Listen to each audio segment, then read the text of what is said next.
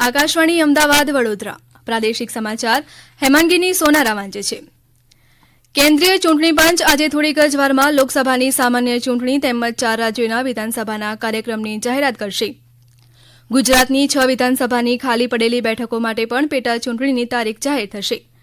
વર્ષ 2019માં લોકસભાની ચૂંટણી એપ્રિલ અને મેમાં 7 તબક્કામાં યોજાઈ હતી. આ વર્ષે પણ લોકસભાની સામાન્ય ચૂંટણી એપ્રિલ અને મે મહિનામાં 1થી વધુ તબક્કામાં યોજાવાની સંભાવના છે. ચૂંટણીના કાર્યક્રમની જાહેરાત સાથે જ આદર્શ આચારસંહિતા અમલમાં આવશે. રાજકોટ જિલ્લા કલેક્ટર કચેરી ખાતે જિલ્લા ચૂંટણી અધિકારી અને કલેક્ટર પ્રભવ જોશીની અધ્યક્ષતામાં ચૂંટણી સંબંધિત અધિકારીઓ સાથે બેઠક યોજાઈ ગઈ. અમારા રાજકોટ જિલ્લાના પ્રતિનિધિ જયદીપ પંડ્યા જણાવે છે કે જિલ્લામાં મુક્ત, ન્યાયી અને શાંતિપૂર્ણ માહોલમાં લોકસભાની સામાન્ય ચૂંટણી યોજાય તે માટે આ બેઠકમાં આદર્શ આચારસંહિતા અંગે ચૂંટણી સાથે જોડાયેલા અધિકારીઓને માર્ગદર્શન અપાયું હતું. બોટાદ ખાતે સમાજ સુરક્ષા કચેરી અને જિલ્લા બાળ સુરક્ષા એકમ દ્વારા દિવ્યાંગ મતદાતાઓ માટે મતદાન જાગૃતિ અભિયાન તેમજ ઈવીએમ નિદર્શન યોજાયું. રાજ્ય સરકારે આત્મનિર્ભર ભારત અને મેક ઇન ઇન્ડિયા પહેલને વધુ વેગવાન બનાવવાના ધ્યેય સાથે ગુજરાત ખરીદ નીતિ 2024 જાહેર કરી છે. આ નવી નીતિ આગામી 1 એપ્રિલથી અમલમાં આવશે. તે રાજ્યના તમામ સરકારી વિભાગો, જિલ્લા કચેરીઓ, સત્તાવાળાઓ, ગ્રાન્ટ ઇન એઇડ સંસ્થાઓ, બોર્ડ, નિગમો, સોસાયટીઓ દ્વારા વસ્તુ અને સેવાઓના પ્રોક્યોરમેન્ટને આવરી લેશે. આ નીતિ અંતર્ગત સરકારી માલિકીની સંસ્થા અથવા જાહેર ક્ષેત્રના એકમો પાસેથી 15 લાખ, સરકાર માન્ય સંસ્થાઓ પાસેથી 5 લાખ તેમજ સ્ટાર્ટઅપ્સ પાસેથી 15 લાખ રૂપિયા સુધી ટેન્ડર વિના ખરીદી કરવાની મર્યાદા નક્કી કરવામાં આવી છે. વધુમાં સ્ટાર્ટઅપ્સને ન્યૂનતમ પૂર્વ અનુભવ અને ટર્નઓવર જરૂરિયાતોના માપદંડમાંથી મુક્તિ આપવામાં આવી છે. આ ઉપરાંત જે વસ્તુઓની પ્રોક્યોરમેન્ટની અંદાજિત કિંમત 200 કરોડ રૂપિયાથી વધુ હોય એવા કિસ્સામાં જ ગ્લોબલ ટેન્ડર ઇન્ક્વાયરી બહાર પાડવામાં આવશે અને 1 લાખ રૂપિયાથી વધુની વસ્તુઓ અને સેવાઓની તમામ પ્રોક્યોરમેન્ટ જીઈએમ પોર્ટલ દ્વારા પ્રાપ્તિ સહિત માત્ર ઈ ટેન્ડર દ્વારા કરવામાં આવશે તેવું પણ આ નીતિમાં નિયત કરવામાં આવ્યું છે.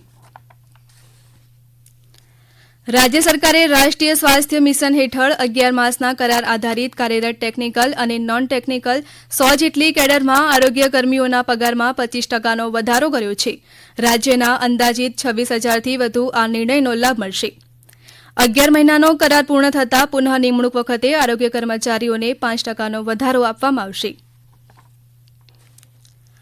વાહન વ્યવહાર મંત્રી હર્ષ સંઘવીએ અમદાવાદના જીએમડીસી ગ્રાઉન્ડ ખાતે આજે એસટીની નવી 301 બસોનું લોકાર્પણ કર્યું હતું. અમારા અમદાવાદના પ્રતિનિધિ કરણ પરમારના જણાવ્યા મુજબ નવી બસોના કારણે મુસાફરોની સમયમાં બચત થશે. છેલ્લા 2 વર્ષમાં કેટલાક નવા રૂટ પણ શરૂ કરાયા છે. આ પ્રસંગે હર્ષ સંઘવીએ એસટી દ્વારા અત્યાધુનિક બસોના નવા કાફલાને લોકસેવામાં રાજ્ય સરકાર વતી અર્પણ કરતા આનંદની લાગણી અનુભવી હતી. મહેસાણા એસટી વિભાગ દ્વારા હોળી અને ધૂળેટીના પર્વને લઈને વધુ બસો દોડાવવાનો નિર્ણય લેવાયો છે. અમારા મહેસાણાના પ્રતિનિધિ જયંતિ ચૌધરી જણાવે છે કે 12 બસ સ્ટેશનોથી વિવિધ રૂટોમાં વધુ બસોનું સંચાલનનું આયોજન કરાયું છે. 19મી માર્ચથી 25મી માર્ચ સુધી ડિવિઝનના 12 ડેપોમાંથી 130 વધુ બસની 275 ટ્રીપનું આયોજન કરાયું છે.